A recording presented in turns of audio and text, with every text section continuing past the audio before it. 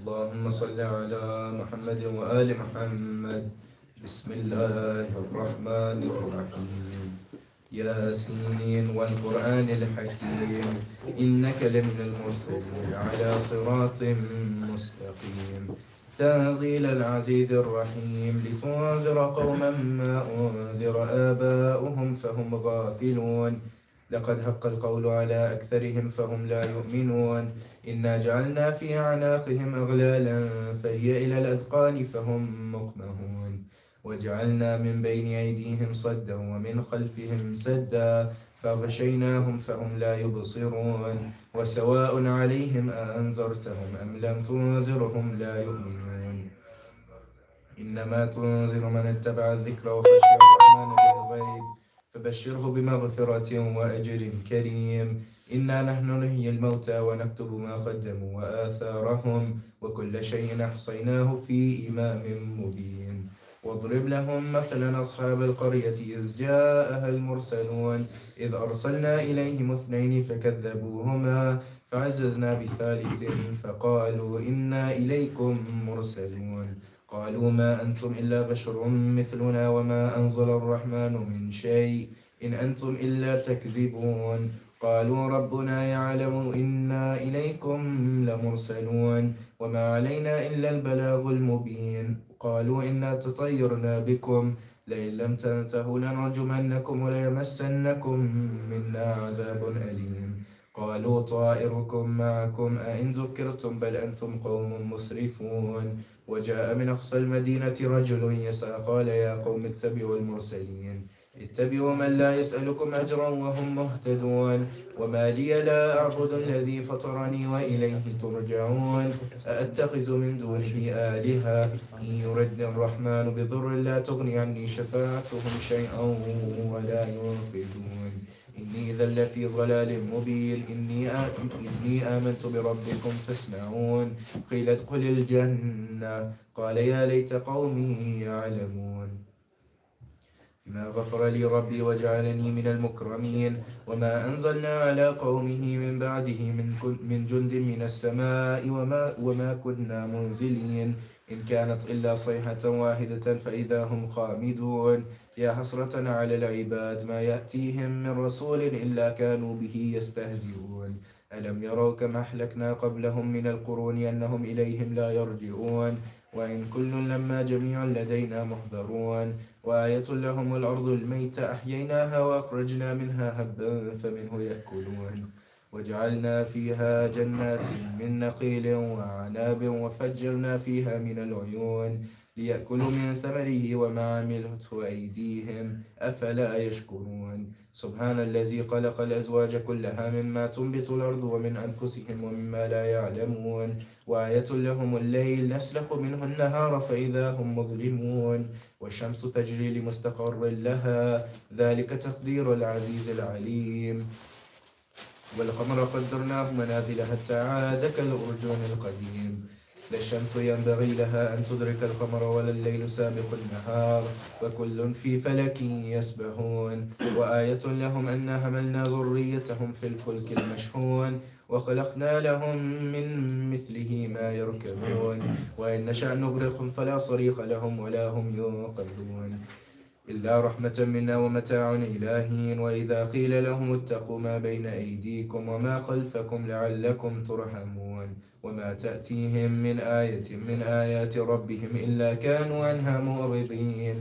وإذا قيل لهم أنفقوا مما رزقكم الله قال الذين كفروا للذين آمنوا أنطعم من لو يشاء الله أطعمه إن أنتم إلا في ضلال مبين. ويقولون متى هذا الوعد إن كنتم صادقين. ما ينظرون إلا صيحة واحدة تأخذهم وهم يخصمون فلا يستطيعون توصية ولا إلى أهلهم يرجعون. ونفخ في الصور فإذا هم من الأجداث إلى ربهم ينسلون.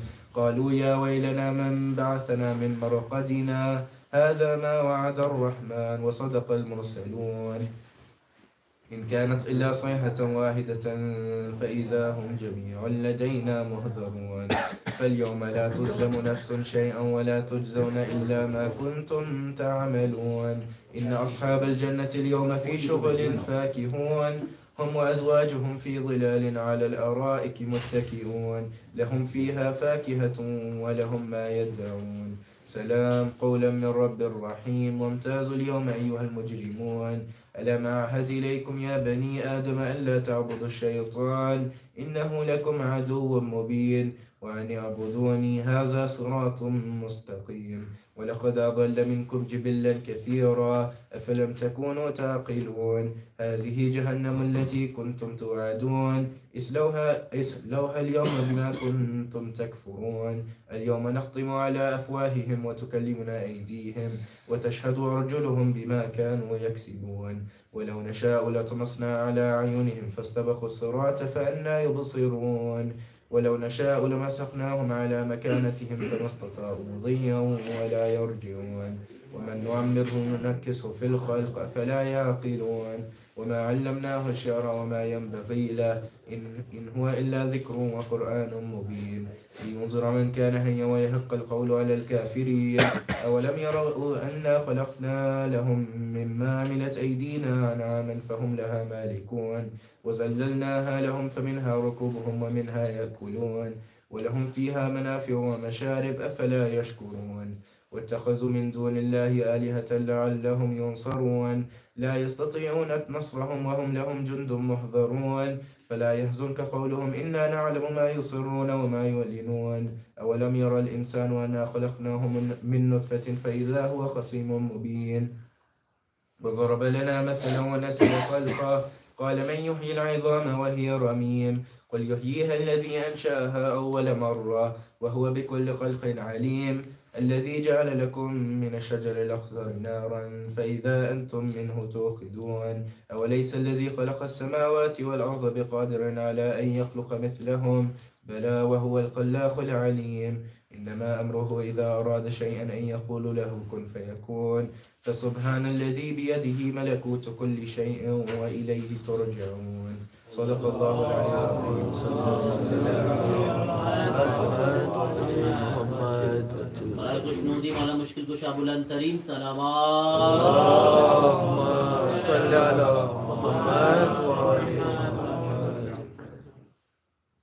اللهم صل على محمد وآل محمد بسم الله الرحمن الرحيم عن جابر بن عبد الله الأنصاري أنه قال عن فاطمة الزهراء عليه السلام بنت رسول الله صلى الله عليه وآله قال سمعت فاطمة أنها قالت دخل علي أبي رسول الله في بعض الأيام فقال السلام عليك يا فاطمة فقلت عليك السلام قال إني أجد في بدني ضعفا فقلت له أعيذك بالله يا أبتا من الضعف فقال يا فاطمة ائتيني بالكساء اليماني فغطيني به فأتيته بالكساء اليماني فغطيته به وصرت أنظر إليه وإذا وجهه يتلأله كأنه البدر في ليلة تمامه وكماله اللهم صل على محمد وآل محمد فما كانت إلا ساعة وإذا بولدي الحسن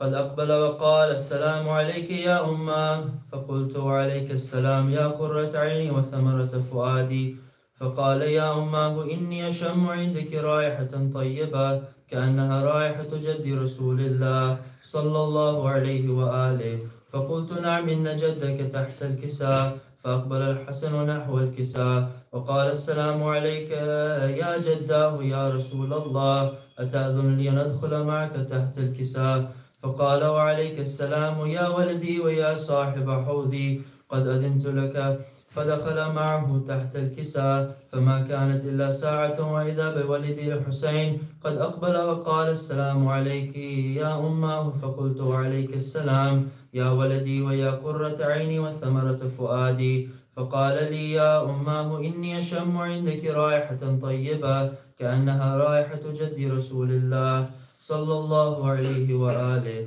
فقلت نعم إن جدك وأخاك تحت الكساء فدنا الحسين ونحو الكساء وقال السلام عليك يا جداه والسلام عليك يا من اختاره الله أتأذن لي أن أكون معكما تحت الكساء فقال وعليك السلام يا ولدي ويا شافع أمتي قد أذنت لك، فدخل معهما تحت الكساء. فأقبل عند ذلك أبو الحسن علي بن أبي طالب وقال: السلام عليك يا بنت رسول الله. فقلت: وعليك السلام يا أبا الحسن ويا أمير المؤمنين. فقال: يا فاطمة، إني أشم عندك رائحة طيبة كأنها رائحة أخي وابن عم رسول الله صلى الله عليه وآله. فقلت: نعم، ها هو ما ولديك تحت الكساء. فأقبل علي نحو الكساء وقال: السلام عليك يا رسول الله، أتأذن لي أن أكون معكم تحت الكساء؟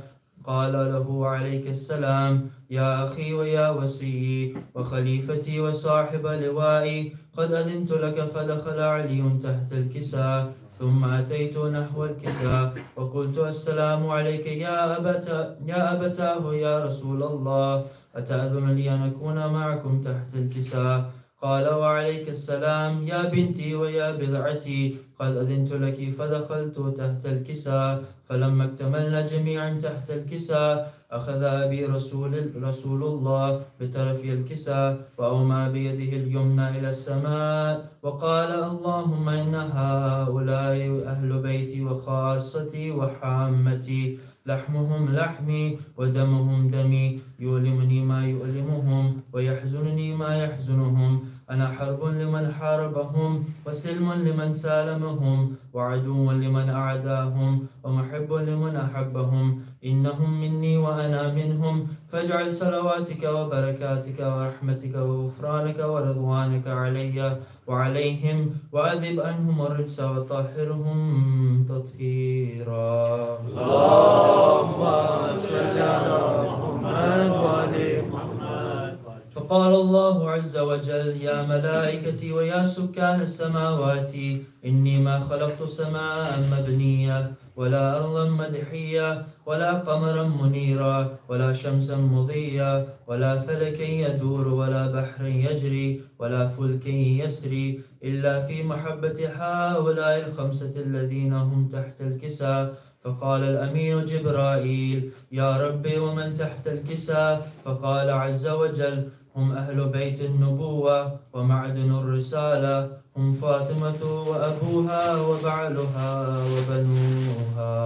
اللهم صل على محمد وآل محمد. فقال جبرائيل: يا رب، يتأذن لي أن أهبط إلى الأرض ليكون معهم سادسا؟ فقال الله: نعم، قد أذنت لك. فهبط الأمين جبرائيل وقال: السلام عليك يا رسول الله. العلي الأعلى يقرئك السلام ويخصك بالتحية والإكرام ويقول لك: وعزتي وجلالي، إني ما خلقت سماء مبنية ولا أرضا مدحية ولا قمرا منيرا ولا شمسا مضيعة ولا فلكا يدور ولا بحر يجري ولا فلك يسري إلا لأجلكم ومحبتكم، وقد أذن لي أن أدخل معكم، فهل تأذن لي يا رسول الله؟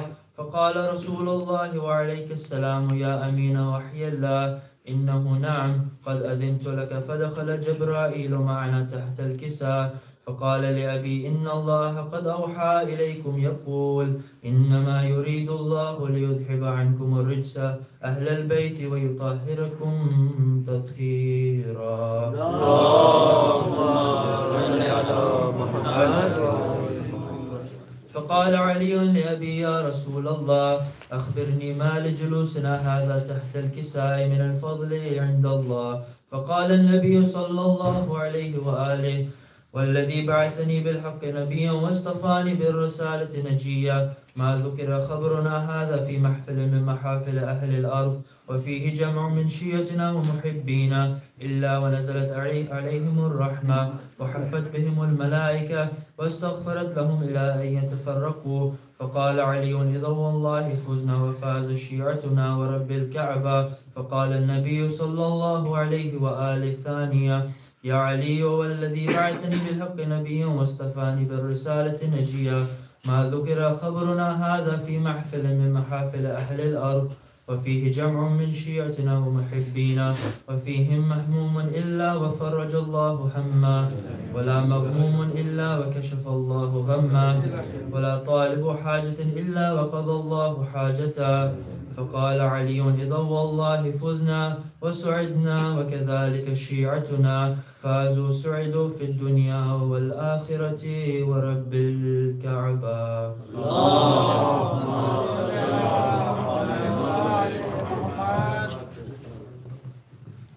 جزاک اللہ. اعوذ باللہ من الشیطان الرجیم. بسم اللہ الرحمن الرحیم.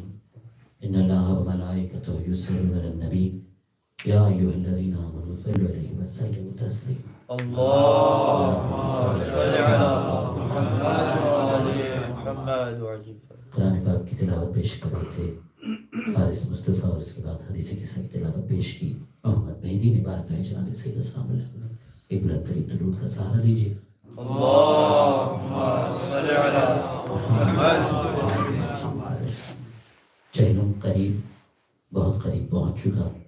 اہل حرم قید خانے سے رہائی پہ ہیں، اور پھر یہ قافلہ اہل حرم کا ایک دفعہ پھر مدینہ کی طرف نکلے گا، لیکن راستے میں کربلا بھی ہونا ہے، چہلم بھی منانے ہیں. رہائی کی کچھ منظر کشی ہے کہ جب قید سے اسیر رہا ہو گئے تمام، قبر سکینہ پر گئے روتے ہوئے امام.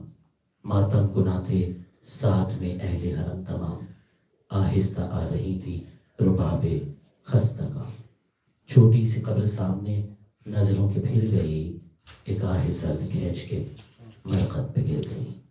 گزارش کریں گے علی عباس سے کہ بارگاہ معصوم میں ہدیہ پیش کریں برائے خوشنودی مولا مشکل کشا بلند ترین صلوات. اللهم صل على محمد وعلى محمد وعلى محمد صلوات. اللهم صل على محمد.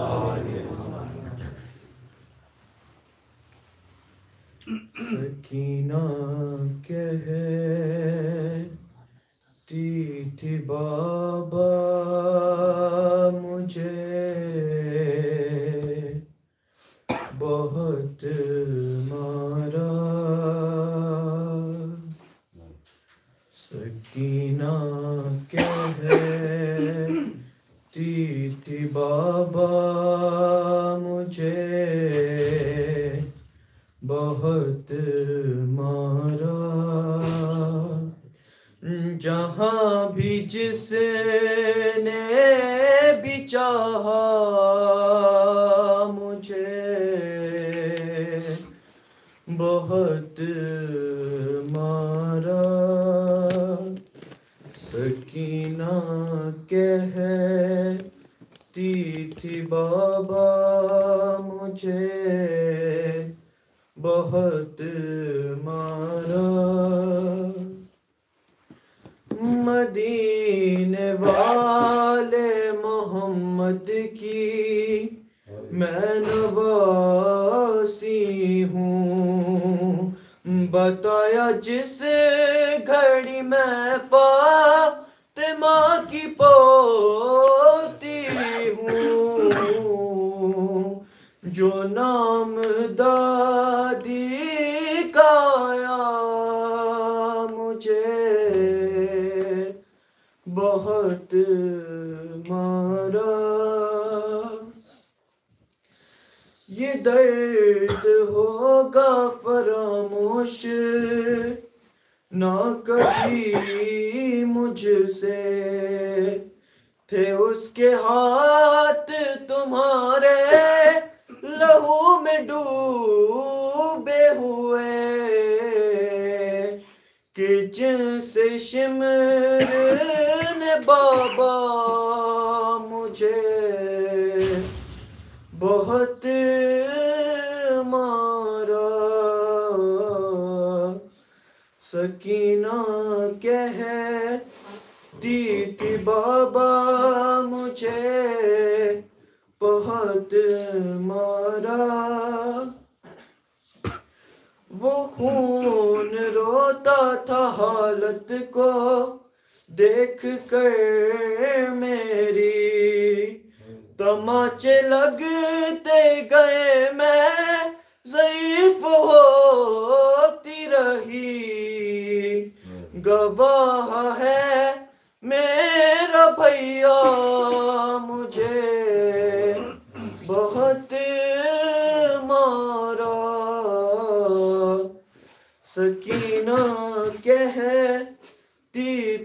بابا مجھے بہت مارا،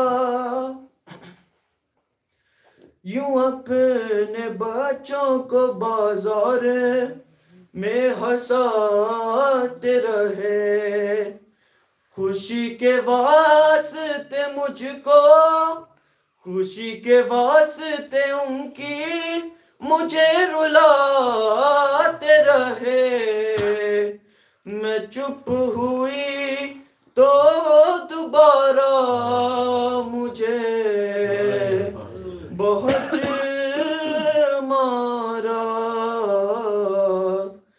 سکینہ کہتی تھی بابا مجھے بہت مارا، محمد و آل محمد صلوات۔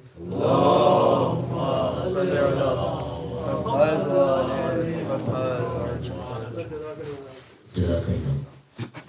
رضوی بارگاہ جناب سید صاحب میں قصہ پیش کر رہے تھے۔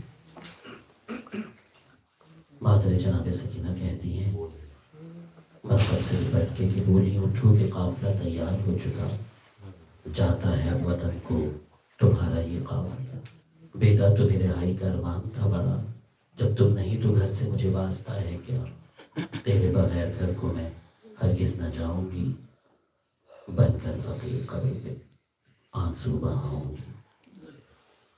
تہاں سے گزارش ہے تہاں پنجوانی سے عبارت جناب سید سلام اللہ میں ہدیہ پیش کرے برائے خوشنودی مولا مشکل کشا بلند ترین صلوات۔ اللہم صلی علی محمد و آل محمد۔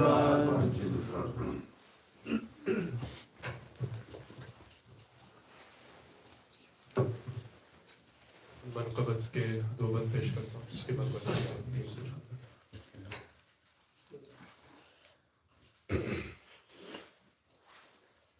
حسین بانٹ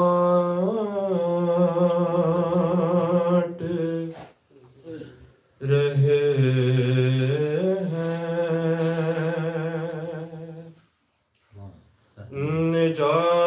نجات لے جاؤ، حسین بانٹ رہے ہیں، نجات لے جاؤ، کچھ آنسوؤں کے وزیر کائنات لے جاؤ، حسین بانٹ رہے ہیں، نجات لے جاؤ، نہیں کروں گا لحد میں انتظار سحر، نہیں کروں گا لحد میں انتظار سحر، فرشتوں کے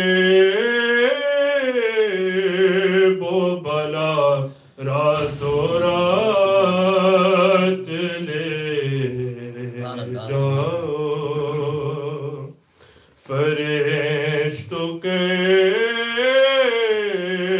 بو بلا راتوں رات لے جاؤ،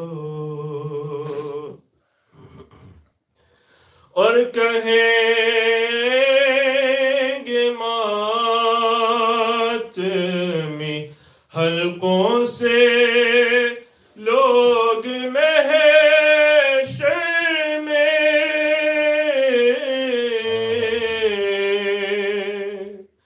کہیں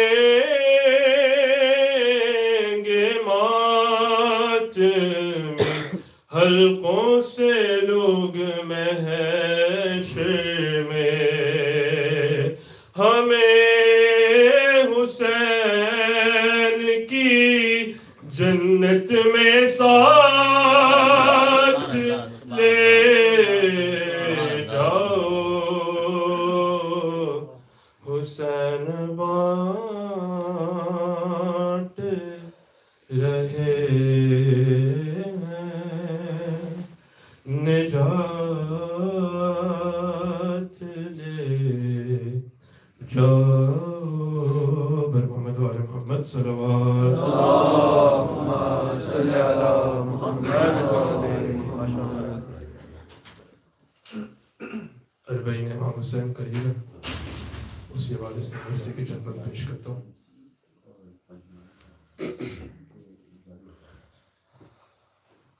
بھیا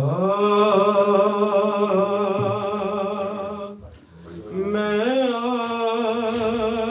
گئی ہوں نانا قدیم بچا کے بھیا میں آ گئی ہوں نانا قدیم بچا کے جاؤں گی اب مدینہ جاؤں گی اب مدینہ چہلم تیرا منا کے بھیا میں آ گئی ہوں بابا نانا قدیم بچا کے معلوم ہے یہ تم کو زینب اجڑ چکی ہے لیکن تیری شہادت گھر گھر پہنچ گئی ہے اور شاباش دو بہن کو شاباش دو بہن کو بھیا گلے لگا کے بھیا میں آ گئی ہوں نانا قدیم بچا کے بھیا تمہاری زینب اب وہ نہیں رہی ہے پہچان لوگ مجھ کو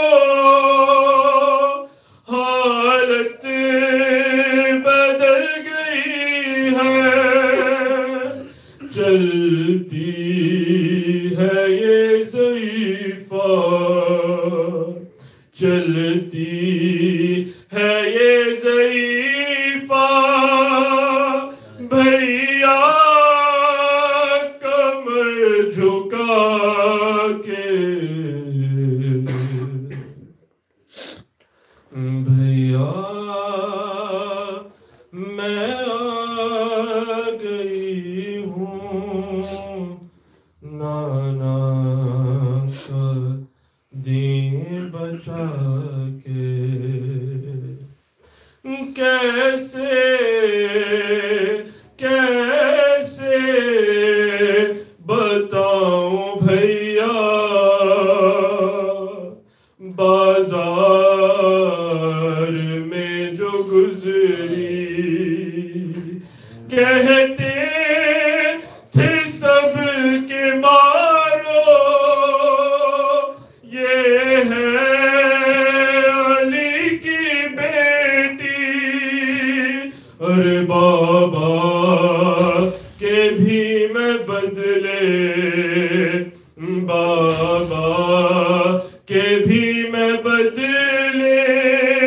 سب آئی ہوں چکا کے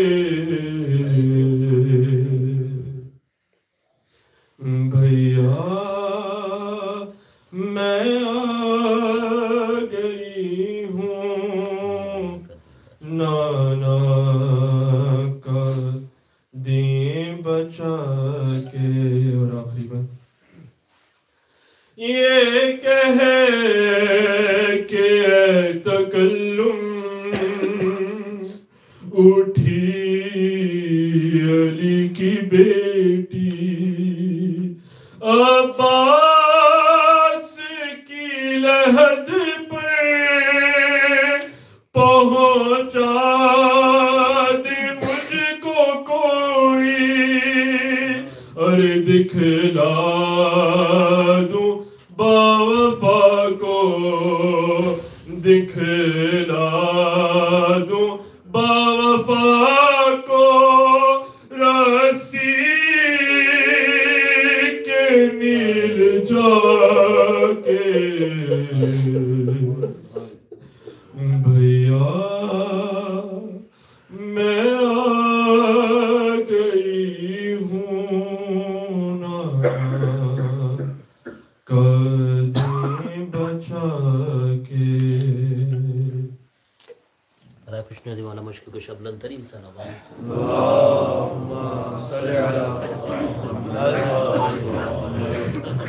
جزاک اللہ جزاک اللہ. آپ اجوانی بارگاہ معصوم میں پیش کر رہے تھے. روتے ہوئے لحد سے حرم اٹھ کھڑے ہوئے. بولی رباب جاتی ہوں حکم امام سے. رو کر کہا کہ زینب عالی مقام نے قربان جاؤں شکوہ نہ کیجئے حسین سے. اے اہل حرم اے اہل شام واسطہ رب کریم کا پیچھے خیال رکھنا ہماری یتیم کا. گزارش کریں گے اور زیدی سے کے بارے میں معصوم میں ہدیہ پیش کریں. برائے خوشنودی 14 معصوم بلند ترین صلوات. اللہم صلی علی محمد و آل محمد.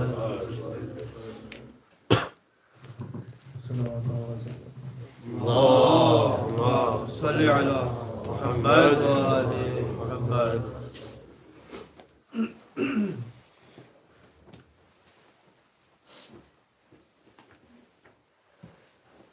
شمر کہتا تھا مت سنو مختار میں نے کیسے حسین کو مارا. شمر کہتا تھا مت سنو مختار میں نے کیسے حسین کو مارا. جب ہوا میں سوار سینے پر لب ہلانے لگا تیرا مولا پیاس میں بد دعائیں دینے لگے. مجھ کو شبیر ایسا لگتا تھا میں نے ہونٹوں پہ کان رکھ کے سنا وہ تو غازی کو یاد کرتا تھا. شمر کہتا تھا مت سنو مختار میں نے کیسے حسین کو مارا. کیسی غربت تھی ابن زہرا پر دیکھتی تھی سکینہ یہ منظر میرے ہاتھوں میں شہ کی داڑھی تھی میں رلاتا رہا اسے ہنس کر. لاش عباس بھی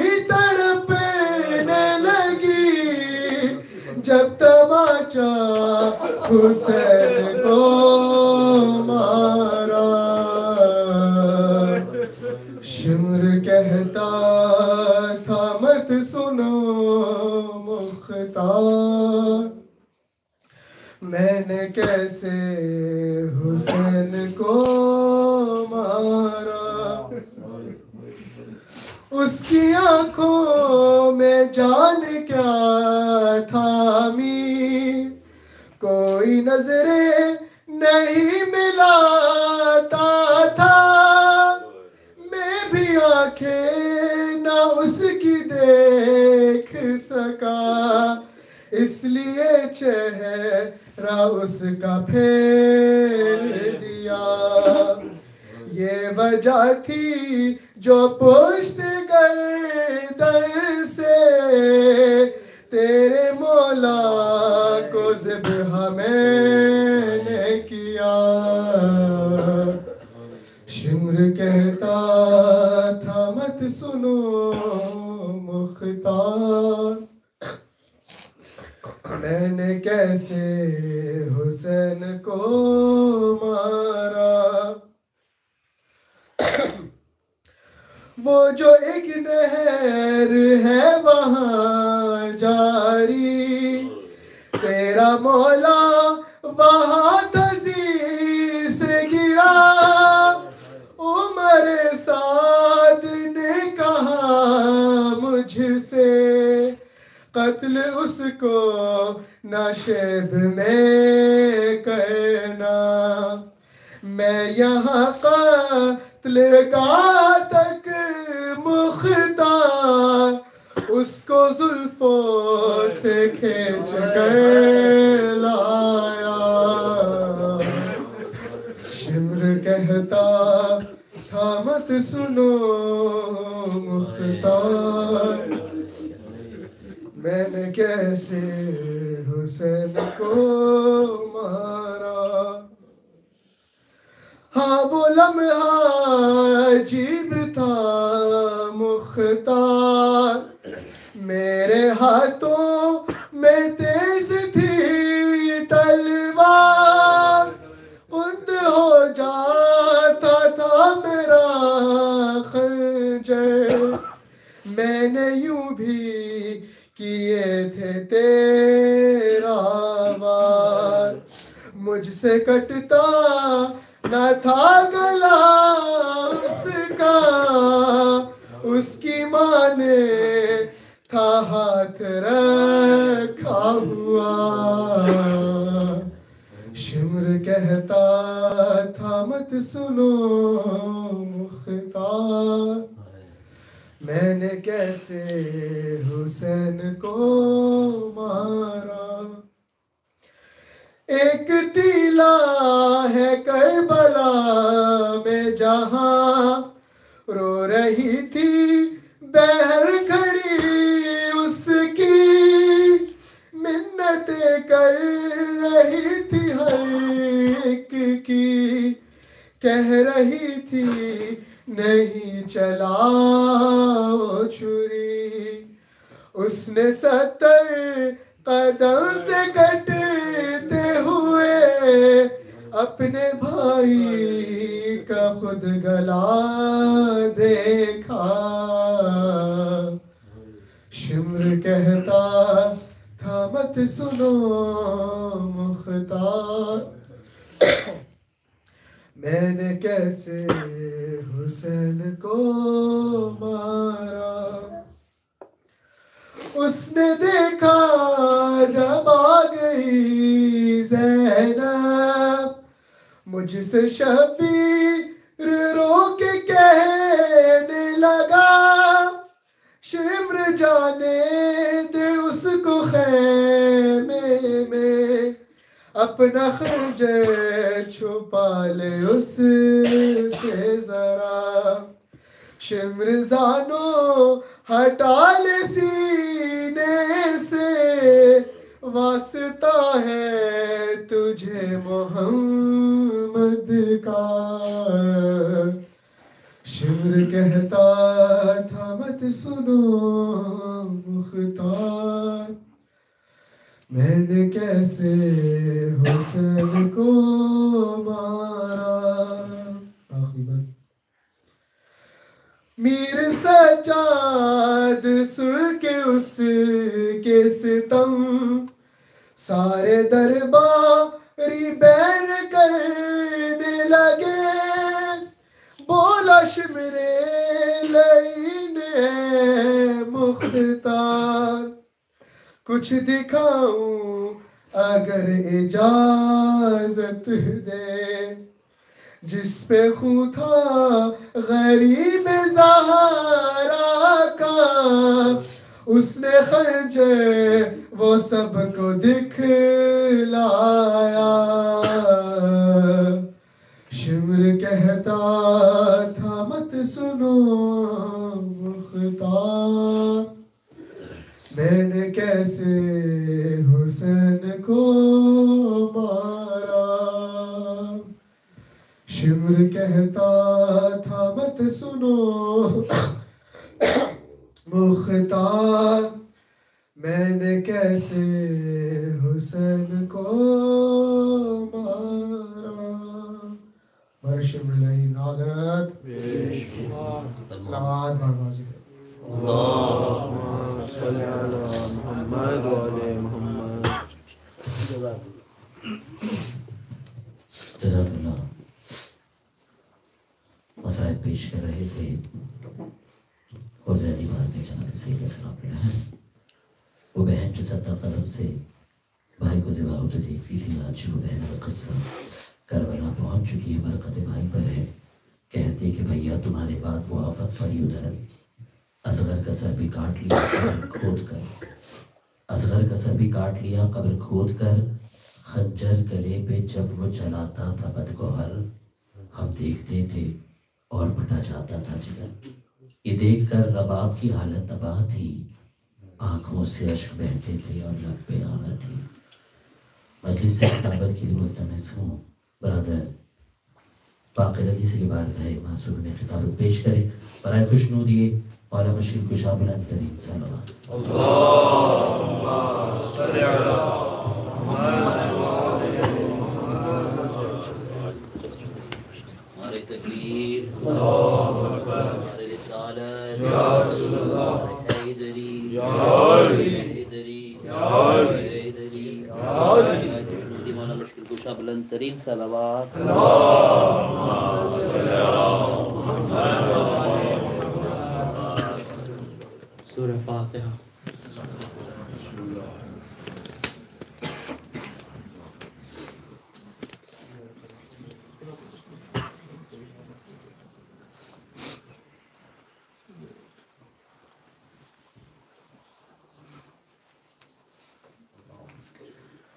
أعوذ بالله من الشيطان الرجيم.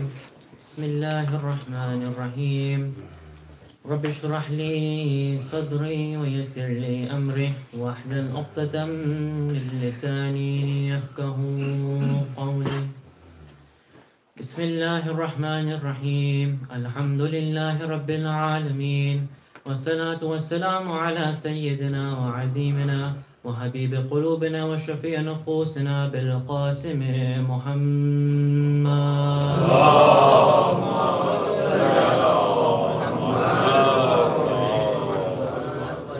وعلى أهل بيت الطيبين والطاهرين والمعصومين والمظلومين. الحمد لله الذي جعلنا من المتمسكين بولاية سيدي ومولاي علي بن أبي طالب.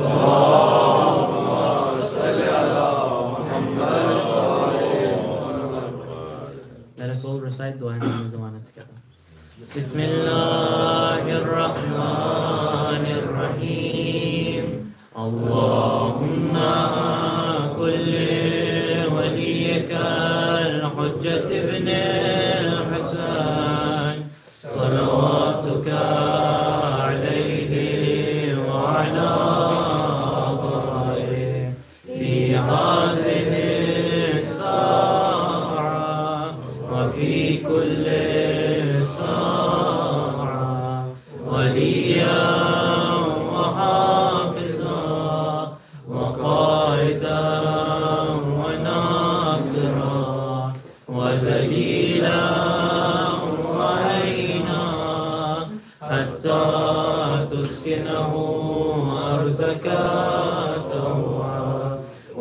ومتعه فيها طويلا.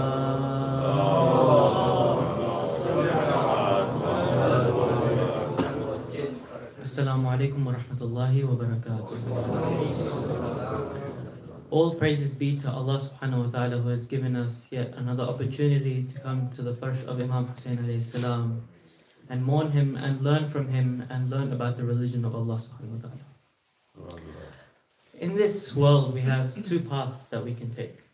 One is the complete submission towards Allah subhanahu wa ta'ala and His religion and His guidelines.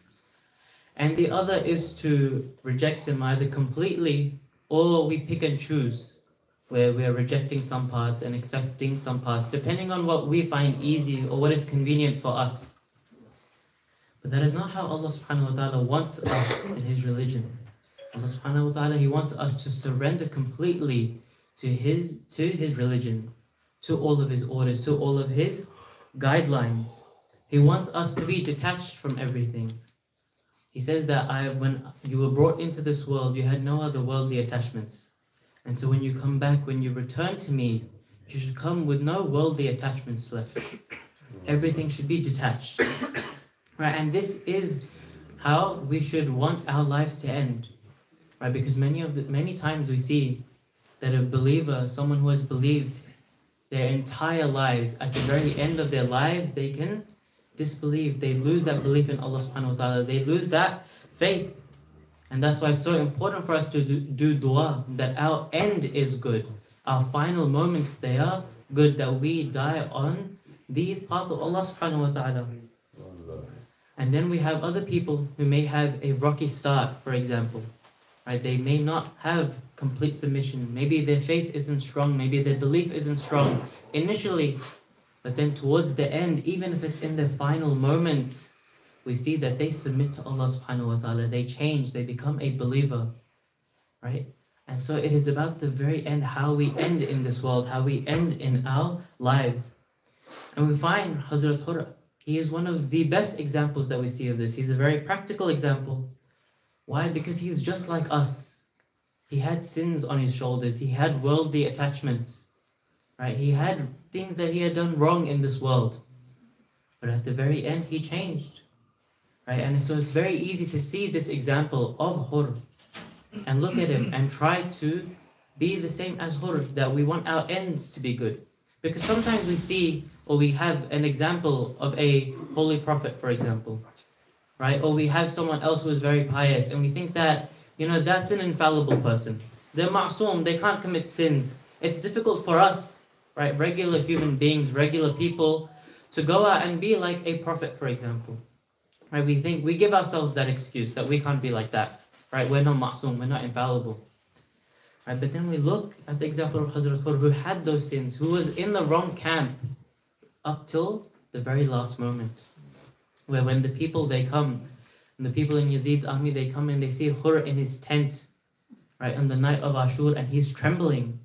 And they ask him that, if you were to ask us that who is one of the most courageous, who is the most courageous in Kufa, or who is the most courageous in this army, your name would be up there. We would say that it would be you, it would be your name.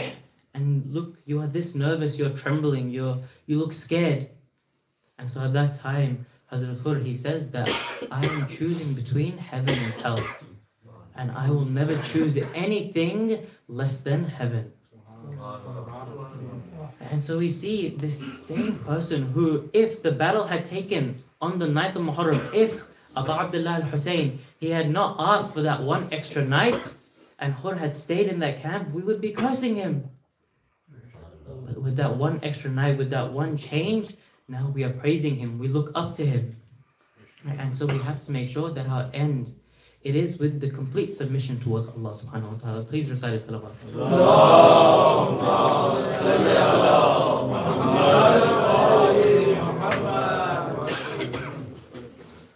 And so sometimes we need something, we need an instance, or we need an event to wake us up, to realize that this world is not important.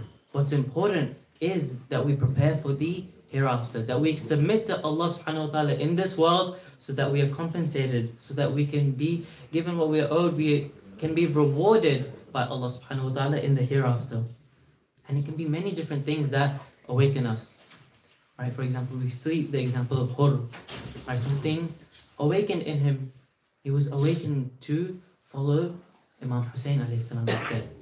Sometimes for us in regular life, it is someone has passed away, we've buried someone, right? And that is what wakes us up. But we have to have something that wakes us up, that makes us realize that this material world isn't that important. For example, we have the story of Imam Musa Qadim alayhi salam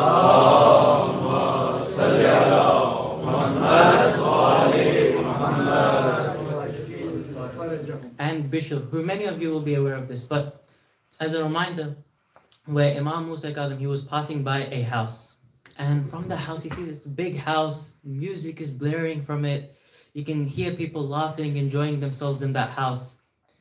And so out of the house, this servant woman, this slave, she comes out and she's there to throw out the rubbish from the house. And when she comes out, the Imam asks her, is your owner, is the man who owns you, is he a slave or a free man?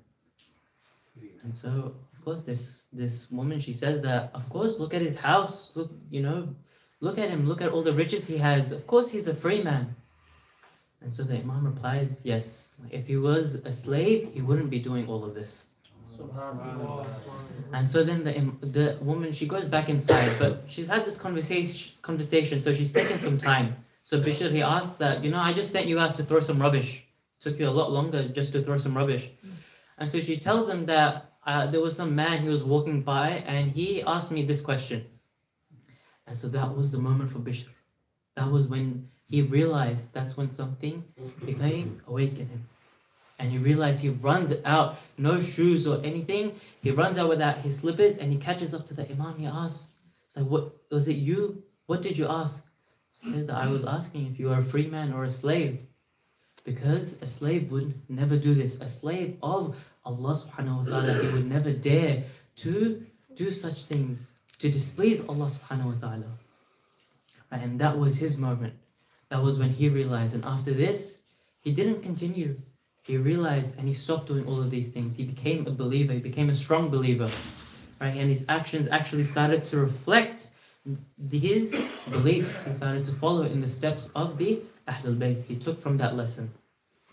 Right? And so for us, sometimes we have to also take any opportunity that we have, anything that happens. For example, even this time, when we are in Muharram, when we are close, for example, to the time of Arba'een, right? And we see overseas in Karbala, all of those people, they are helping, they're giving everything that they can for the Zayareen, for the visitors of Imam Hussein alayhi salam. They're giving everything, they're doing whatever they can to serve the visitors of Imam Hussein. Why? Do they get anything in return? Do they get any compensation? No, but they're doing it, why? For the love of Imam Hussein and for the love of Allah subhanahu wa ta'ala, to submit themselves towards this path. Right? And so we see that this is happening in this time. Sometimes it can be the time of Ramadan, when we're surrounded by the Quran, when we're fasting.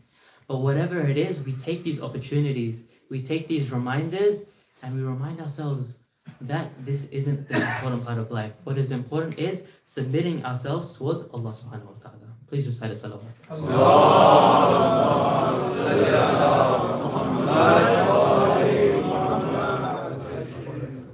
Now when I keep repeating and keep saying that we need to surrender ourselves, we need to submit ourselves towards Allah subhanahu wa ta'ala, does that mean that we are supposed to submit our intellect?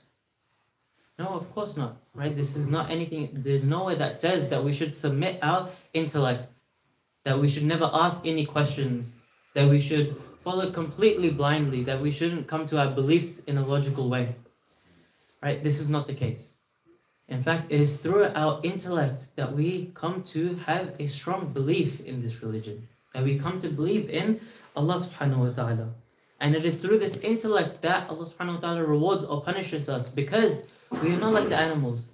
That is the difference between us and animals, that we have this intellect, where we make decisions between right and wrong, where we're not just fueled by our desires. So if we're not submitting our intellect, then what is it that we're submitting towards Allah subhanahu wa ta'ala? It is our will. So what is this process? It is that with our intellect, we reach a conclusion. that Allah subhanahu wa ta'ala is worthy of worship. And then we worship Allah subhanahu wa ta'ala. But once we have reached this conclusion with our intellect, it means that we submit our will completely. Everything that Allah subhanahu wa ta'ala tells us, we do our best to follow. Right? And sometimes these orders, these guidelines, these things that we have to do in this world that Allah subhanahu wa ta'ala has told us to do, sometimes He tells us the wisdom behind it and we can understand. But sometimes He doesn't tell us the wisdom. Right? Sometimes it is not known to us. But that is the test, because if we had all of the wisdom, if we knew all of the reason behind every single action, where would the test be in that? Right? And so sometimes when we do not understand that, why there are only 5 prayers, for example, why is it 7 circles around the Kaaba? Why is it that we have our left shoulder pointed towards the Kaaba? Why not our right shoulder? Right? So when we have these questions that why, when it comes to these specific actions, that is when Allah subhanahu wa ta'ala tells us that you submit completely to me. Right? And some of these actions, I will not reveal to you the wisdom, but it is a test for you to show that you have submitted yourself to Allah subhanahu wa ta'ala. And so to know these guidelines, to find out where these guidelines are, how Allah subhanahu wa ta'ala wants us to submit, where do we go? The best place would be the Quran, the word of Allah subhanahu wa ta'ala, right? Because if we are wanting to submit to Allah subhanahu wa ta'ala, what better than the words of Allah subhanahu wa ta'ala? Now in the Quran, we know that there are stories dotted around in the Quran in many, many places, right? But the longest story that we have is the story of Prophet Yusuf. The longest one, all in one chunk, right? For example, Prophet Musa, he is mentioned the most in the Quran, but his story is there dotted around. They're in different parts of the Quran. But Surah Yusuf, it explains the story of Prophet Yusuf all in one go. More than 100 verses, all about the story of Prophet Yusuf. Now, Prophet Yusuf, now his story, of course, it's a very interesting story, but it is not just a story for us to have some suspense, for us to read one line and then the next line and then one verse and the next verse and just listen to it as a story. Of course, it is a good story. The Quran itself, it says that we narrate the best of stories in this Quran. Right? Of course, it is a good story, but it is not just a story. It is something for us to take lessons from. Right? Even at the end of Surah Yusuf, what does Allah subhanahu wa ta'ala say? That for those who think, there are lessons from this. They are able to take lessons from this story. Right? And so what is the story of Prophet Yusuf? Now this story, it really shows us how we have to submit to Allah subhanahu wa ta'ala and the wisdom of Allah subhanahu wa ta'ala. This is very important that we talked about. Sometimes the wisdom of Allah subhanahu wa ta'ala is not revealed to us. Right? And so Prophet Yusuf, he really shows us this. What happens in his story? That he is taken, first he has a dream, and his father, Prophet Yaqub, tells him, don't tell your brothers. Right? Then eventually his brothers, they want to get rid of him. They want to get rid of Prophet Yusuf. They're jealous. And so they take him they keep asking Prophet Yaqub, they keep asking their father, we want to take him to play, we want to take him with us. And so finally they get permission, they take him. And initially, what do they say? They say that we want to kill Yusuf. Let's kill him. Completely get rid of him. Then one of them says, no, let's not kill him, let's just throw him in a well. Right? We'll just get rid of him that way. And so they throw him in the well. Before that, they take his shirt. Right, and they put blood on that shirt. They bring it back to their father, and they come crying. They fake cry. They tell their father that a wolf has taken Yusuf. And Prophet Yaqub, in that moment, he says that, what a clever wolf this must have been. And he said, how come? Why? Why is it a clever wolf? Say that he managed to eat Yusuf. He managed to take Yusuf without ripping his shirt. Right, so Prophet Yaqub, he knows that Yusuf is alive. But at the very end, Prophet Yusuf, he goes through all of this. He becomes a slave, he works as a slave. He gets a high position in Egypt, he comes back. He goes through all of that, he comes back. And he sees his father, he sees Prophet Yaqub. Right? And this shows us how he has submitted to Allah subhanahu wa ta'ala. His father asks him that, what did your brothers do to you? Right? Even though it's past, it's many, many years ago, but still as a father, he feels this. He thinks that, like your brothers, they treated you so poorly. What did they do to you? Were you hungry in that well? Right? Did someone take care of you? What had happened in that well? And so in that moment, Prophet Yusuf, he doesn't reply. He doesn't say that I'll tell you what my brothers did to me. Right? And this is where we see a perspective change. Right? Because if he had said this, it would have shown that he was going to hold this grudge. He would never have forgiven his brothers if he started telling his father, this is what my brothers did to me. Right? This is what had happened. This is what they did. Right? This is how my brothers, they oppressed me. This is how they were cruel towards me. He would never have forgiven his brothers. But this is what he says instead. He tells his father, let me tell you what Allah subhanahu wa ta'ala did for me. Right? So he's completely submitted to Allah subhanahu wa ta'ala. We see that perspective change. Instead he says that let me tell you that yes, I was in that well, but Allah subhanahu wa ta'ala, he sent a caravan that came. And that caravan, it came and it rescued me. It took me to a land. And in that land, I wasn't just working as a normal slave. I was lucky. Allah subhanahu wa ta'ala, he put me in a position where I was working in a palace. I had good food. I had good clothes. Right? Even though I was a slave, I was living well. Right? And so this is how he tells him. He doesn't hold that grudge. He gives himself away to Allah subhanahu wa ta'ala. He submits himself to the will, to the wisdom of Allah subhanahu wa ta'ala. Right? And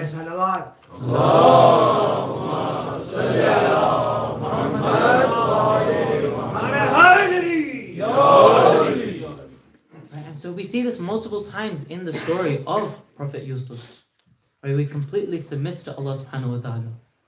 When he is faced with this dilemma where these ladies, they're telling him, either come with us or we will make sure that you go to prison. Right? Now this is a dilemma that Prophet Yusuf is facing. And so in that moment, again, he has a conversation with Allah subhanahu wa ta'ala. Right? He submits, he says that between these two options, if these are the only two options, now he doesn't ask Allah subhanahu wa ta'ala that put me in prison. He doesn't say this. Of course, right? That is a bad thing. No one wants to be in prison. He doesn't ask Allah subhanahu wa ta'ala that I want to be in prison. But he has a conversation where he tells Allah subhanahu wa ta'ala, he says that I would rather go to prison out of these two options because that is the one where internally at least I am a free man. Externally maybe I'm not a free man, I'm in prison. But internally I'm a free man because I haven't given into this world. Right? I have remained close to Allah subhanahu wa ta'ala. I have submitted to the will of Allah subhanahu wa ta'ala. And so even in this threat, he has this conversation and he gives himself to Allah subhanahu wa ta'ala. Please recite his salawat. Allahumma salli ala Muhammad wa ali Muhammad. Then he is in prison, he's there for a while, and then we see another moment where he submits to the wisdom of Allah subhanahu wa ta'ala. How? He has these two other people in prison with him. Right? And those two are now set to be released. One of them is going to be killed shortly. One of them is going to be living. And so what Prophet Yusuf does is he tells the one who is supposed to live, the one who's supposed to be, he's not going to be killed. He tells him that when you're released, please go and just make a mention for me. Just mention that I am still here in this prison. Tell the king, tell the Aziz that I'm still here in this prison. Maybe I can be released as well. And he just asks once. Now what happens in that moment is Shaitan comes and he tries to interfere in this plan. And he goes and he makes sure that that person forgets. So that person, that prisoner who was supposed to remind the king, the Aziz, that there is still one more prisoner, there's still Yusuf in the prisons. Right? He doesn't remember. He forgets to tell the king about Yusuf. Now does Prophet Yusuf complain here? Does he get angry? No. Right? Again, we see he submits to whatever the plan of Allah subhanahu wa ta'ala is. Why? We think why? Because when he went to prison, right, even though he did not go and he did not do any actions against the will of Allah subhanahu wa ta'ala, he did not do any wrong actions. But everyone who was there at the time, they still thought that he had. They still accused him, right? That is how he ended up in prison. And so everyone outside, they were thinking that Prophet Yusuf had gone and he had done these immoral actions. And that's how he ended up in prison. And so how does the reputation of Prophet Yusuf become clear? Because right now it's tarnished, right? It's not clear. He still has that blame put on him. And so this is where we see the wisdom of Allah subhanahu wa ta'ala. When Prophet Yusuf, he stays in prison for a while. Years pass, he stays in prison. And then the opportunity comes. where the king, he has a dream. We're all aware of this dream where there are 7 skinny cows and they're eating the 7 fat cows, and he's confused and he's worried, he's stressed about these dreams. And he asks that, where can anyone interpret this dream for me? No one is able to interpret this dream properly, right? And so then this man, that person, he realizes that prisoner who was released all that time ago, he remembers that Prophet Yusuf, he's able to interpret dreams, right? That he is a prophet. And so he goes, he tells the king that I can get the interpretation of your dream for you. And he goes, visits Prophet Yusuf. Now in this moment, if it was me or you, well, what would we say? We'd say that, number one, you forgot about me. You didn't say anything to the king all this time ago. Now you're coming back to me and you're asking me for an interpretation. What is this? Right? You didn't do something for me? Like, I'm not going to do anything for you. Or we would have said that, okay, fine, I'll tell you, but first go back, tell the king. Remind him first, get me out of this prison, and then I'll tell you the interpretation of this dream. Prophet Yusuf, he does neither of these. Right? Again, he's submitted to the plan. Whatever the wisdom is of these actions, of this plan of Allah subhanahu wa ta'ala, he has submitted himself to this plan. And so, he doesn't take the guidance away. This is a moment of guidance. He has an opportunity to guide the people. And so he goes and he tells the interpretation of this dream. And so that man, he goes back, he tells the king that this is what your dream means.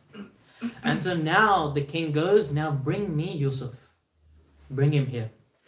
Now this is the time. Now that Prophet Yusuf has guided the people. Now that he has provided the interpretation. Right? Now that he's fulfilled this duty, now he barters. Now he wants an exchange. And he says to the king that I will come to you and I will visit you. I'll answer any questions you have. But now I want you to first go and ask your wife what had actually happened. What is the true story? What had actually happened that day when I was accused? What had actually happened? And so now at that time, the wife of the king, she admits that it was actually her, that Prophet Yusuf had done nothing wrong, that she had falsely accused him and put him in prison. Right? And so hindsight is 20/20. We realize that now the accusation, all of that blame that was on Prophet Yusuf, it's now gone, because now someone has admitted that he wasn't at fault. And so after this has happened, we think, oh, it works out. That Allah subhanahu wa ta'ala's plan, it worked. That his plan was that not only would Prophet Yusuf be released, but he would be released and his name would be cleared. Right? That his name would be cleared so that he can actually guide the people. Because if he was released and then he tried to guide the people with this blame on him, right? Who would listen to him? They would point fingers at him. They would say that you are the one who did this. Like, why would we listen to you? How can you be the one guiding us to Allah subhanahu wa ta'ala, to a religion, to a God? How can you be the one when you've done this wrong thing in your life? Right? And so Allah subhanahu wa ta'ala's plan was in this case that not only is Prophet Yusuf released, but he has now cleared his name. And so we see Prophet Yusuf, he had submitted to the plan. He did not complain when that person he had forgotten. Right? He had submitted. He had given into the wisdom of Allah subhanahu wa ta'ala. And that wisdom of Allah subhanahu wa ta'ala, Allah himself, he says that this is for you. The plans that I have, they're for your benefit. This is not going to benefit Allah subhanahu wa ta'ala. Right? Nothing that we do, there's nothing that we can do to help Allah subhanahu wa ta'ala. Right? Nothing in this world is going to matter to him. What he does is for our own benefit. And so it's important for us to realize this and then realize that we need to give in to the plan, the wisdom of Allah subhanahu wa ta'ala. Please recite the salawat.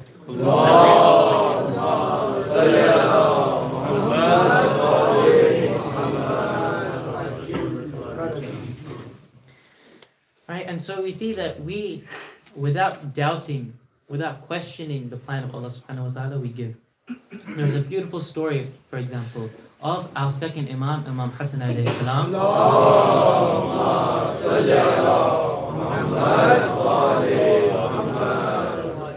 Where a man from Sham, he comes to the Imam and he asks him, he says that I'm in need, I really need money. And so at that time, the Imam, what does he do? He goes and he tells his servant that go and get me everything in the house, all of the money in the house, and give it to him. And this is very interesting that the Imam, he didn't just give a little bit. Right? He gives everything. He had done this multiple times in his life where he gave everything away. Right? So the Imam, he does this. Did he ask a question? He didn't ask any questions. He didn't ask anything. He didn't ask what he wants it for. And we see this in real life too, that it is always the softest hearts that are willing to give. Right? If we look, for example, when there is someone who is homeless or asking for money, or someone comes up to your car, right? It's always children, the one with the softest hearts, who haven't experienced the world as much. They say that, maybe there's something that we can give him, right? They feel bad. There must be something. And it's always, us, or it is adults who are saying that, who knows what he's using it for. I'm sure he's got money otherwise. Maybe there's another way he can get money. I'm sure there's other things that he can do. We don't have to give to him. Right? But it's always the softest hearts. And so the Imam, he says, he give everything away to this man. Now, this man who has come in need, even he is shocked. He's surprised that, aren't you going to ask me what I need this money for? Or aren't you going to ask why I'm in need? Nothing, no questions. And so the Imam, he says that I have made it a principle that Allah subhanahu wa ta'ala, He gives me without ever asking me. And so I have made it a principle in my life that I will also give and I will not ask. Because I am worried that if I start questioning, if I start asking questions now, then Allah subhanahu wa ta'ala, when it comes to the Day of Judgment, He will then also ask me. He will ask me that, what did I do? Or He will ask me before He gives anything to me. And so I take the path of Allah subhanahu wa ta'ala, which is a path of mercy, where I give without questioning. I give into the will of Allah subhanahu wa ta'ala. I submit completely to Allah subhanahu wa ta'ala. That because Allah subhanahu wa ta'ala takes that path of mercy, I will also take that path of mercy. Because Allah subhanahu wa ta'ala tells me that charity is good, that giving money to the needy is good, I will submit to that completely and I will give everything that I can in that moment. And we see that this is the same thing with the fourth Imam, Imam Zain al-Abidin alayhi salam.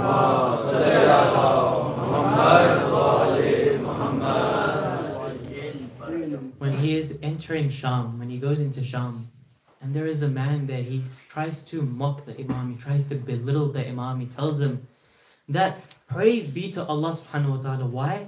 Praise be to Allah because He has taken the hand of the Amir. He's talking about Yazid. He's saying that He has taken the hand of Yazid and put it over you, who you have betrayed him. So in that moment, you think he's saying this about Yazid, he's saying this to the Imam.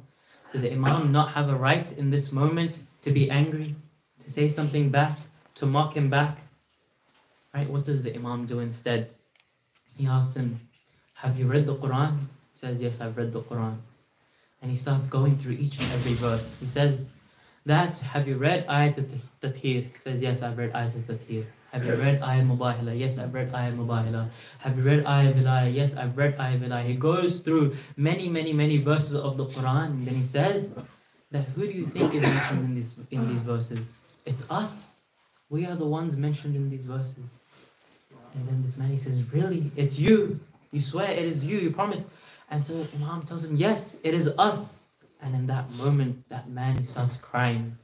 He takes his turban and he throws it to the ground. And he says that how you have been treated. Right? And that all of your family is now in the bazaar of Sham. How you have been treated. And he asks the Imam for forgiveness. And even in that moment, the Imam, he says that do not ask me for forgiveness, ask Allah subhanahu wa ta'ala for forgiveness. Why? Because the Imam has submitted completely. If Allah is happy with you, if Allah subhanahu wa ta'ala is happy with you, then I will be happy. Right? I will have no other say if Allah subhanahu wa ta'ala is pleased with you. We will find that these times, they were still very difficult for the Imam. Yes, he was content with what Allah subhanahu wa ta'ala gave, but these times they were very difficult. We know that the Bazaar of Sham, how difficult it was, how difficult the Darbar of Sham was, that the Imam would still cry many years later. When Minhal used to come, he came to the house of the Imam one time, and he asked, where is the Imam? He gets answered that the Imam, he is in the garden, he is sitting in the garden. And so Minhal, he gets happy. He says that my Imam, for once he's in the garden, maybe he's enjoying himself. He goes to the garden and he sees that even in the garden, the Imam, he is crying, he is weeping, he is remembering his father. And so he goes to the Imam and he says, oh Imam, you're still crying. I thought martyrdom, shahadat, it was something that is part of you, part of the Ahlul Bayt. And so the Imam replies, yes, martyrdom is a part of us, but Sham is my aunties and my sisters going through the bazaar. Is that also a part of us? This was a very difficult moment for the Imam. Finally, in the Darbar of Sham, they are there for a very long time and they are finally released. They spend 3 days, they mourn and they mourn and they weep. They hold majalis for their martyrs, for their shuhada. And then after 3 days, the Imam says, he says to his auntie Zainab that now we will leave. We will leave towards Medina. Get everyone ready and we will leave. And so then he asked the next morning, is everyone ready? Oh, Auntie Zainab, is everyone ready to leave? Bibi Zainab, she replies that yes, everyone is ready except for your mother Rabab. I cannot find Rabab anywhere. I do not know where she has gone. So the Imam says that do not worry. I know where she is. We will take her on our way. And so they start traveling. They start moving. But then Bibi Zainab says that this is the way to the prison of Sham. Why are we going this way? And so the Imam says that my mother Rabab, she is saying her farewell to this tiny grave in the prison of Sham. They go there. Bibi Rabab is there crying on the grave of Bibi Sakina. She is talking to the grave of Sakina. You were the one that wanted to go home the most. You wanted to return to Medina. Oh, Sakina, it is time to wake up. It's time for us to return to Medina. They take Rabab, they take everyone, they start returning, they start going back towards Medina. They reach a point in their travels where the Imam, he asks, from here we can either go to Karbala for a little bit or we can go straight to Medina. He asks his auntie Zainab, go and ask the ladies, what do they want to do?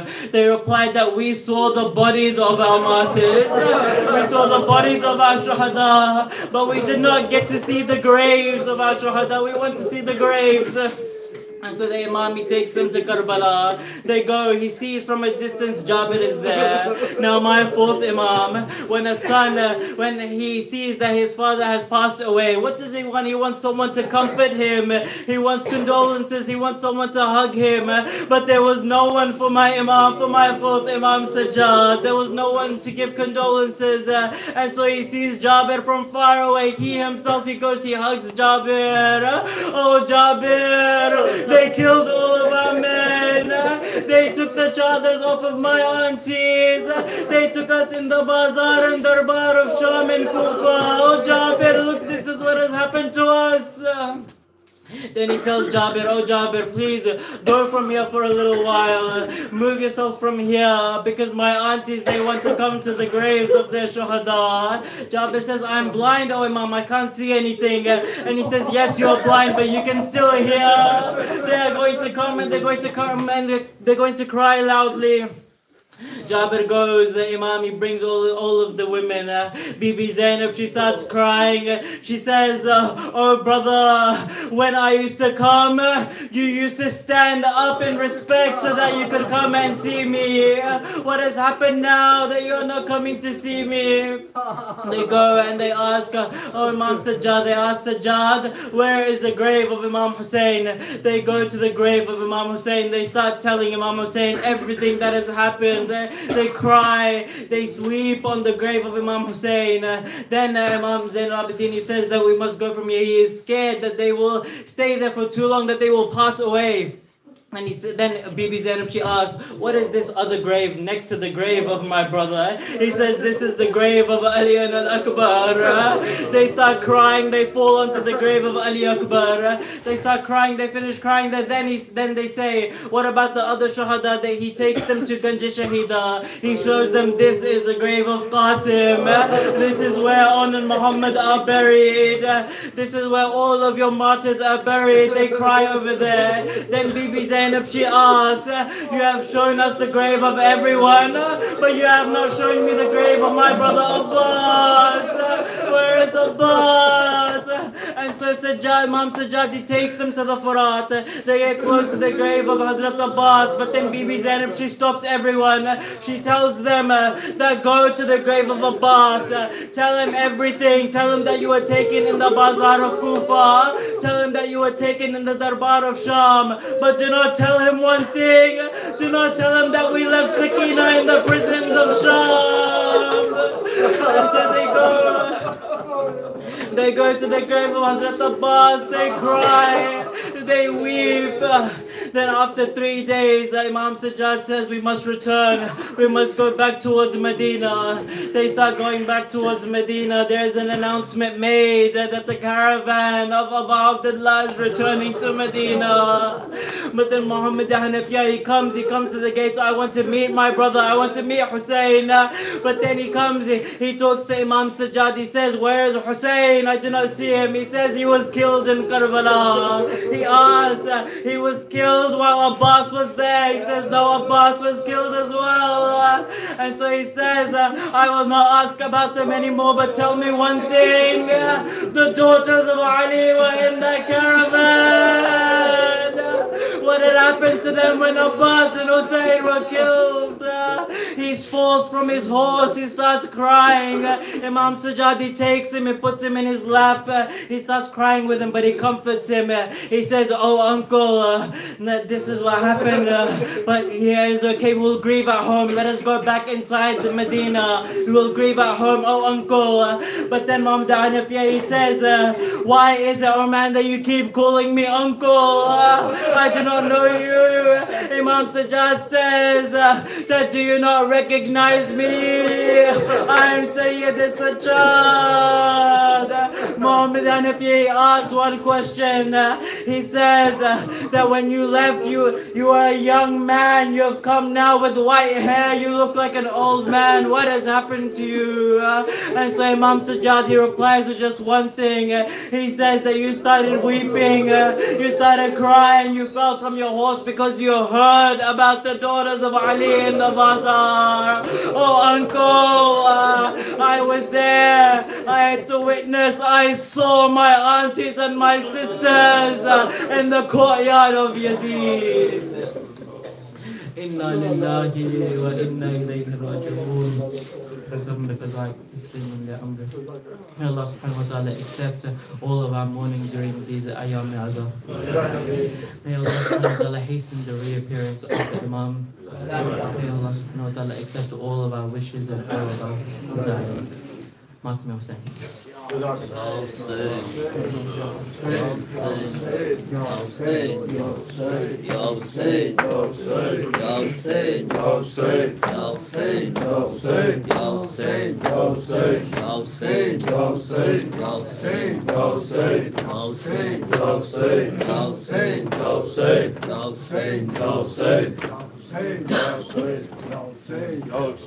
शाम का बाजार आबिद बीमार शाम का बाजार आबिद बीमार शाम का बाजार आबिद बीमार शाम का बाजार आबिद बीमार शाम का बाजार आबिद बीमार शाम का बाजार आबिद बीमार आओ में बेरी तौक गराबार शाम का बाजार आबिद बीमार शाम का बाजार आबिद बीमार शाम का बाजार आबिद बीमार भूलेगा न वो मंजर नैज़े पे सरे सरवर भूलेगा न वो मंजर नैज़े पे सरे सरवर भूलेगा न वो मंजर नैज़े पे सरे सरवर भूलेगा न वो मंजर नैज़े पे सरे सरवर बेमकनो बेचादर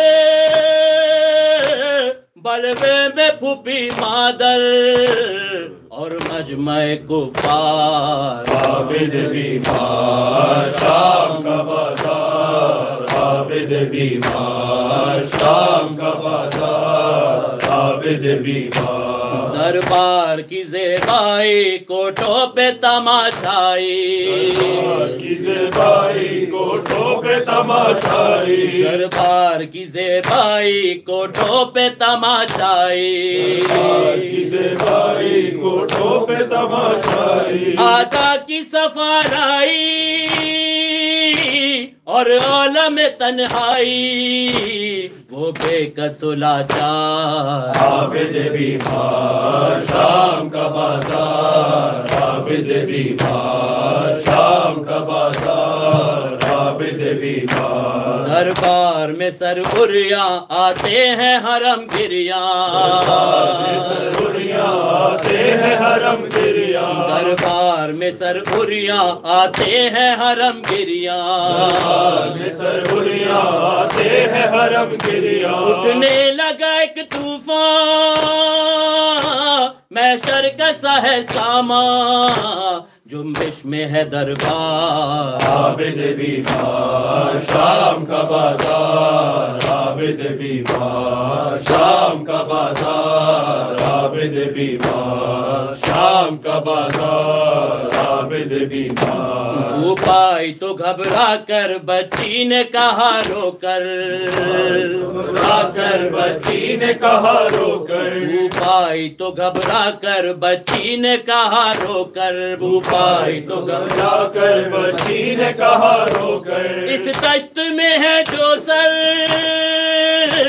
وہ تو ہے سر سرور کیسے کروں دیدار عابد بیمار شام کا بازار عابد بیمار شام کا بازار عابد بیمار شام کا بازار عابد بیمار کچھ شمر سے فرما دو گردن میری کھلوا دو شمر سے فرما دو گردن میری کھلوا دو کچھ شمر سے کھلوا کچھ شمر سے فرما دو گردن میری کھلوا دو شمر سے فرما دو گردن میری کھلوا دو کچھ شمر سے فرما دو گردن میری کھلوا دو شمر سے فرما دو گردن میری کھلوا دو سر بابا کا دلوا دو اور اس سے یہ فرما دو مارے نہ ستمگار عابد بیمار شام کا بازار عابد بیمار شام کا بازار عابد بیمار شام کا بازار عابد بیمار سر جا کے اٹھاؤں میں یا پاس بلاؤں میں جا کے اٹھاؤں میں یا پاس بلاؤں میں سر جا کے اٹھاؤں میں یا پاس بلاؤں میں جا کے اٹھاؤں میں یا پاس بلاؤں میں روداد سناؤں میں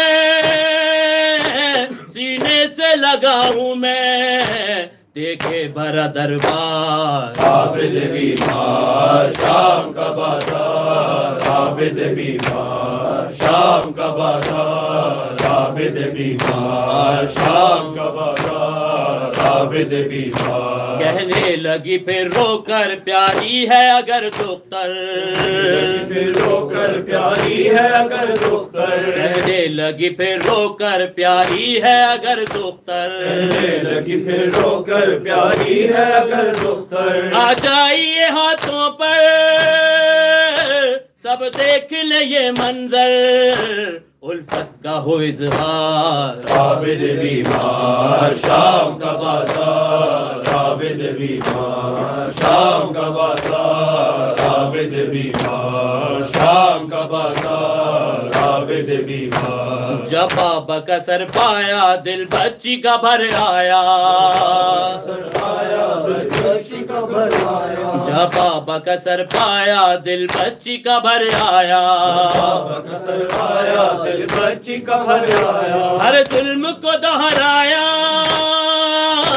لوگوں نے جو سن پایا آنکھیں ہوئی خوبار عابد بیمار شام کا بازار عابد بیمار شام کا بازار عابد عابد بیمار شام کا بازار عابد بیمار زندہ میں انی سے غم کرتے ہیں حرم ماتا سے غم کرتے ہیں حرم ماتا زندہ میں انی سے غم کرتے ہیں حرم ماتا انی سے غم کرتے ہیں حرم ماتا وہ پوچھتی ہے پیغام کیوں آنکھ ہے یہ پرنام کیا مر گئی دلدار عابد بیمار شام کا بازار عابد بیمار شام کا بازار عابد بیمار پاؤں میں بیڑی توقے گراں بار شام کا بازار عابد بیمار یا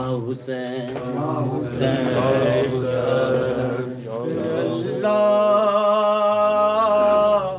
اللہ اللہ میرے اللہ گزری جہاں جہاں سے سیدانیاں کھلے سر ہر موڑ پہ قتل ہوا سجاد اللہ اللہ اللہ میرے اللہ گزری جہاں جہاں سے سیدانیاں کھلے سر ہر موڑ پہ قتل ہوا سجاد ہوا پہلا قتل میرے بابا سجاد کا خیمے کے اندر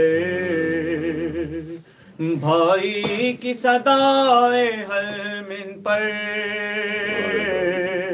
لبیک نہ کہہ پایا اٹھ کر پھر اس کے بعد بابا ایک زندہ لاش بن کر ہر موڑ پہ قتل ہوا سجاد اللہ اللہ اللہ میرے اللہ گزری جہاں جہاں سے سیدانیاں کھلے سر ہر موڑ پہ قتل ہوا سجاد یہ شام غریباں میں بابا زینب پہ قیامت ٹوٹی تھی جب نو کے سنا سے آدانے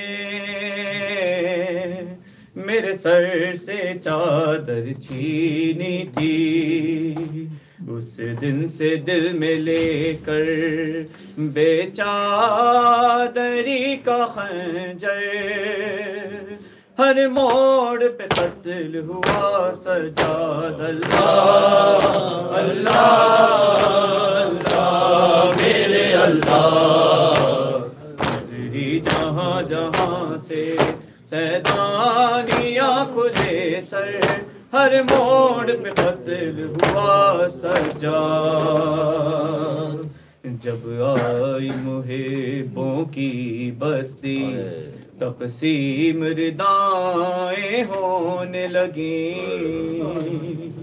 نو بار ردائیں ہم کو ملی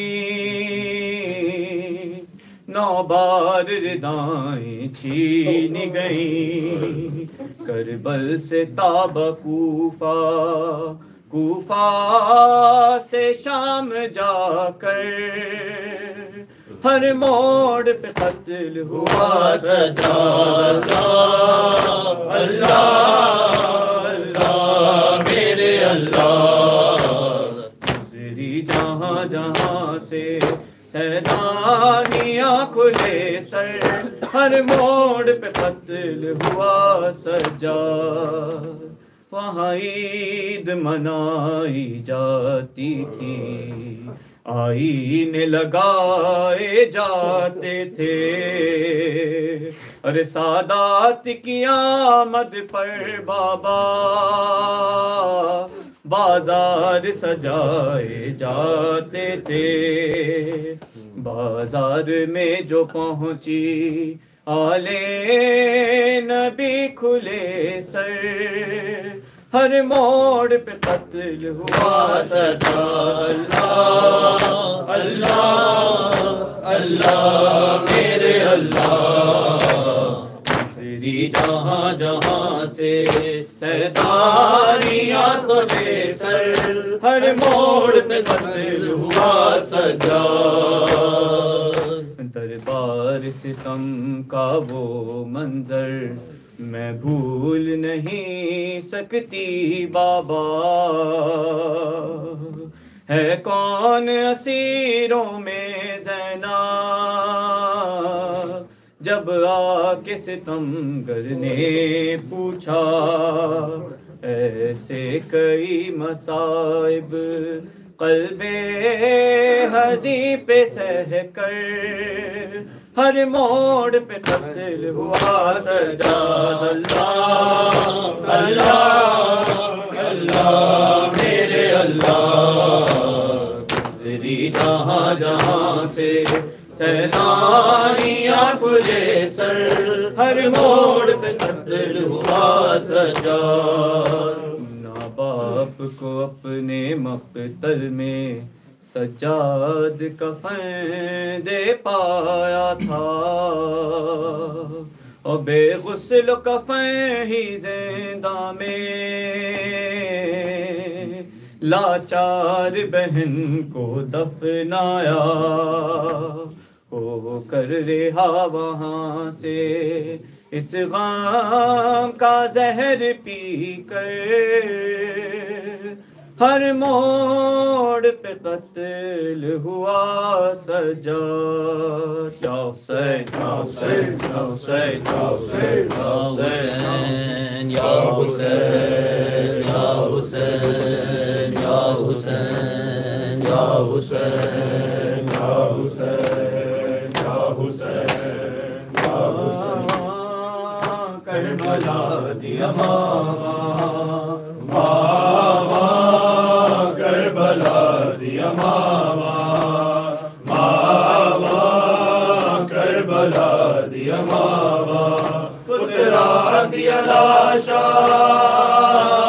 دے ٹکڑے ریا رب دیا بچ صحرا ماما کربلا دیا ماما ماما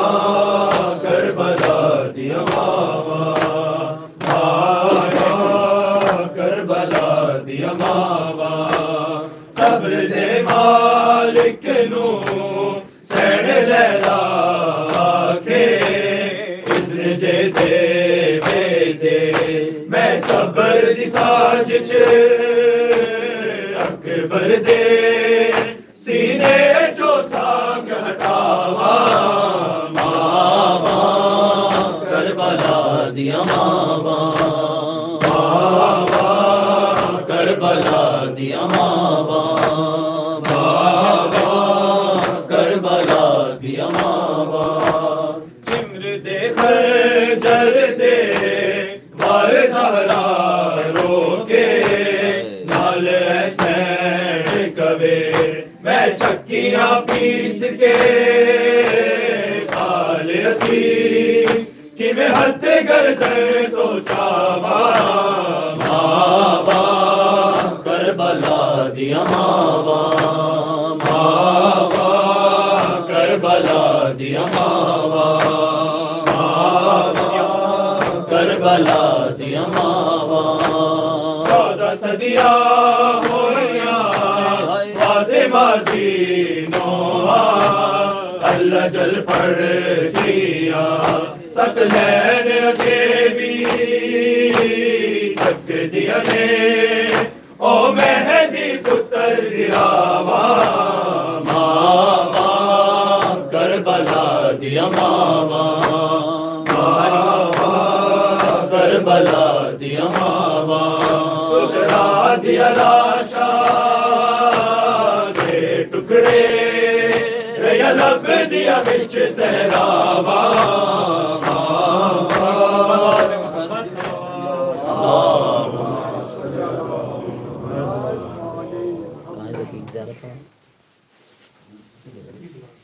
زکی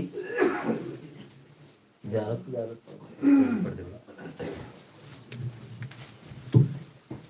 السلام عليك يا رسول الله، السلام عليك يا نبي الله، السلام عليك يا أمير المؤمنين، السلام عليك يا فاطمة الزهراء سيدتي نساء العالمين، السلام عليك يا حسن المجتبى، السلام عليك يا حسين الشهيد، السلام عليك يا علي بن الحسين ومحمد بن علي وجعفر بن محمد وموسى بن جعفر وعلي بن موسى ومحمد بن علي وعلي بن محمد والحسن بن علي.